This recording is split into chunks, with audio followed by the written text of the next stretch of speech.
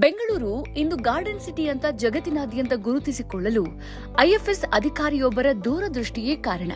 1980ರ ದಶಕದಲ್ಲಿ ನಗರ ಬೆಳೀತಾ ಇದ್ದಂತೆ ಯಾವುದೇ ಸಂಶೋಧನಾ ಕೇಂದ್ರ ಅಥವಾ ವಿದೇಶಿ ತಜ್ಞರಿಲ್ಲದೆ ಬೆಂಗಳೂರಿನಲ್ಲಿ ಲಕ್ಷಾಂತರ ಗಿಡಗಳನ್ನು ನೆಟ್ಟರು. ಇದರೊಂದಿಗೆ ನಗರದ ರಸ್ತೆ ಬದಿಗಳಲ್ಲಿ ನೆರಳು ನೀಡುವ ಹೂವಿನ ಮರಗಳನ್ನು ಬೆಳೆಸುವ ಮೂಲಕ ಇಡೀ ನಗರದ ತಾಪಮಾನವನ್ನೇ ಇಳಿಸಿದ ಕೀರ್ತಿ ಅವರಿಗೆ ಸಲ್ಲುತ್ತೆ. ಕೇವಲ ಅಧಿಕಾರಿ ಎನಿಸಿಕೊಳ್ಳದೆ ಸ್ವತಃ ಗಿಡಗಳ ಪಾಲನೆ ಮಾಡಿದ ಅವರ ನಿರ್ಧಾರದ ಹಿಂದಿನ ಸಾಹಸವಿದು. ಬೆಂಗಳೂರಿನ ಕೆಲವು ಭಾಗಗಳು ಗುಲಾಬಿ ಬಣ್ಣಕ್ಕೆ ತಿರುಗುತ್ತವೆ. ಇದೊಂದು ಅಪರೂಪದ ದೃಶ್ಯವಾಗಿದ್ದು ಐಟಿ ನಗರವೇ ಬದಲಾದಂತೆ ಕಾಣುತ್ತೆ. ಎಲ್ಲೆಡೆ ಗುಲಾಬಿ ವರ್ಣವೇ ಎದ್ದು ಕಾಣುತ್ತೆ. ಟಬೆಬುಯಾ ರೋಸಿಯಾ ಹೂವುಗಳು ರಸ್ತೆಗಳು ಮತ್ತು ಪಾದಚಾರಿ ಮಾರ್ಗಗಳ ಮೇಲೆ ಹರಡಿ ಸುಂದರ ರೂಪವನ್ನ ಮೂಡಿಸುತ್ತೆ. ಹಾಗಾದ್ರೆ ಬೆಂಗಳೂರಿನ ಹಸಿರು ಕ್ರಾಂತಿಯ ಪಿತಾಮಹ ಯಾರು ಗೊತ್ತಾ? ಬೇಸಿಗೆಯ ಬಿಸಿಲಿನಿಂದ ಬೆಂದ ಬೆಂಗಳೂರನ್ನ ಉಳಿಸಿದ ಗಾರ್ಡನ್ ಸಿಟಿಯ ಬೆಂಗಳೂರಿಗರು ಈ ಸುಂದರ ನೋಟವನ್ನ ಕಣ್ತುಂಬಿಕೊಳ್ಳಲು ಅರೆಕ್ಷಣ ನಿಂತು ಬಿಡ್ತಾರೆ. ಎಷ್ಟೇ ಬ್ಯುಸಿಯಾಗಿದ್ರೂ ಒಂದೆರಡು ಫೋಟೋಗಳನ್ನ ತೆಗೆಯದೆ ಮುಂದುವರಿಲಾರರು. ಅಷ್ಟೊಂದು ಸುಂದರವಾದ ನೋಟವನ್ನ ಈ ಗುಲಾಬಿ ರಂಗು ನೀಡುತ್ತೆ. ಈ ಬಣ್ಣದ ನೋಟ 1980ರ ದಶಕದ ಆರಂಭಕ್ಕೆ ನಮ್ಮನ್ನ ಕೊಂಡೊಯ್ಯುತ್ತೆ. ಆ ಸಮಯದಲ್ಲಿ ಬೆಂಗಳೂರು ವೇಗವಾಗಿ ಬೆಳೀತಾ ಇತ್ತು. ಜನಸಂಖ್ಯೆ ಹೆಚ್ಚುತ್ತಾ ಇತ್ತು. ನಗರವನ್ನ ವಿಸ್ತಾರಗೊಳಿಸೋಕೆ ರಸ್ತೆ ಅಗಲೀಕರಣವನ್ನು ಕೈಗೊಳ್ಳಲಾಗಿತ್ತು. ಇದಕ್ಕಾಗಿ ಮರಗಳ ಮಾರಣ ಹೋಮವನ್ನ ನಡೆಸಲಾಯಿತು. ಆದರೆ ಈ ಮರಗಳ ನಷ್ಟ ನಗರೀಕರಣವು ತೀವ್ರ ಪರಿಣಾಮವನ್ನ ಬೀರ್ತು.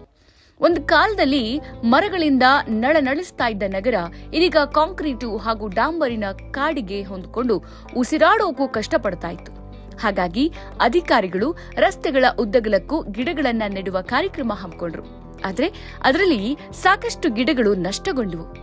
ಈ ಕ್ಷಣದಲ್ಲಿಯೇ ಭಾರತೀಯ ಅರಣ್ಯ ಸೇವಾ ಅಧಿಕಾರಿ ಸೇತುರಾಮ್ ಗೋಪಾಲ್ ರಾವ್ ನೇಗಿನಾಲ್ ವಿಭಿನ್ನ ಚಿಂತನೆಯೊಂದಿಗೆ ಹೆಜ್ಜೆ ಹಾಕಿದರು. ಮರಗಳನ್ನು ನೆಡುವ ಮೊದಲು ಬೀದಿಗಳಲ್ಲಿ ನಡೆದಾಡಿದ ನೇಗಿನಾಲ್ ಕಾಲ್ನಡಿಗೆಯಲ್ಲೇ ಸುತ್ತಮುತ್ತ ನಡೆದಾಡತೊಡಗಿದ್ರು. ನಡೆಯುವಾಗ ಮಣ್ಣನ್ನ ಅಧ್ಯಯನ ಮಾಡಿದ್ರು. ಕೆಲವು ಪ್ರದೇಶಗಳಲ್ಲಿ ಸೂರ್ಯನ ಬೆಳಕು ಹೇಗೆ ಬೀಳುತ್ತೆ ಮತ್ತು ಇತರ ಪ್ರದೇಶಗಳಲ್ಲಿ ಸಂಚಾರ ಹೇಗೆ ಹರಿಯುತ್ತೆ ಎಂಬುದನ್ನ ಅವರು ಗಮನಿಸಿದ್ರು. ಮರಗಳನ್ನ ನೆಡುವುದನ್ನ ಒಂದು ಅಭ್ಯಾಸ ಎಂಬುದಕ್ಕಿಂತ ದೀರ್ಘಾವಧಿ ಯೋಜನೆಯಾಗಿ ರೂಪಿಸೋದಕ್ಕೆ ಮುಂದಾದ್ರು. ಗಿಡಗಳ ಜಾತಿಗಳನ್ನ ಎಚ್ಚರಿಕೆಯಿಂದ ಆಯ್ಕೆ ಮಾಡಿಕೊಂಡ್ರು. ಅವುಗಳಲ್ಲಿ ಟಬೆಬುಯಾ ರೋಸಿಯಾ ಕೂಡ ಒಂದು. ಅದು ಒದಗಿಸುವ ನೆರಳು ಮತ್ತು ನಗರದ ಬೀದಿಗಳಲ್ಲಿ ಅದು ನೀಡುವ ಕಾಲೋಚಿತ ಹೂವುಗಳಿಗಾಗಿ ಇದನ್ನ ಆಯ್ಕೆ ಮಾಡಲಾಯಿತು. ರಕ್ಷಣೆ ಅವರ ಯೋಜನೆಯ ಮುಂದಿನ ಹಂತವನ್ನ ರೂಪಿಸಿತು. ಹೆಚ್ಚುತ್ತಿರುವ ಸಂಚಾರ ಮತ್ತು ನಗರ ಒತ್ತಡದಿಂದ ಬದುಕುಳಿಬೇಕಾದ್ರೆ ಸಸ್ಯಗಳಿಗೆ ಆರೈಕೆಯ ಅಗತ್ಯವಿತ್ತು. ಇದಕ್ಕಾಗಿ ಅವರು ಬಿದಿರು ಹಾಗೂ ಜಾಲರಿಯನ್ನು ಬಳಸಿಕೊಂಡು ಕಡಿಮೆ ವೆಚ್ಚದ ಮರದ ಗಾರ್ಡನ್ಗಳನ್ನು ವಿನ್ಯಾಸಗೊಳಿಸಿದ್ರು. ನಗರದ ನಿವಾಸಿಗಳನ್ನು ಕೂಡ ಗಿಡ ನೆಡೋಕೆ ಪ್ರೋತ್ಸಾಹಿಸಿದ್ರು. ಜನರಿಗೆ ತಮ್ಮ ಬೀದಿಗಳಲ್ಲಿ ಯಾವ ರೀತಿಯ ಮರ ಬೇಕು ಎಂಬುದನ್ನ ಕೇಳಲಾಯಿತು. ಹಾಗೆ ಈ ಕೆಲಸ 5 ವರ್ಷಗಳ ಕಾಲ ನಿರಂತರವಾಗಿ ಮುಂದುವರಿತು. ಬೆಂಗಳೂರಿನಾದ್ಯಂತ ತಂಡಗಳು ಮರಗಳನ್ನು ನೆಟ್ಟು ರಕ್ಷಿಸಿದ್ವು.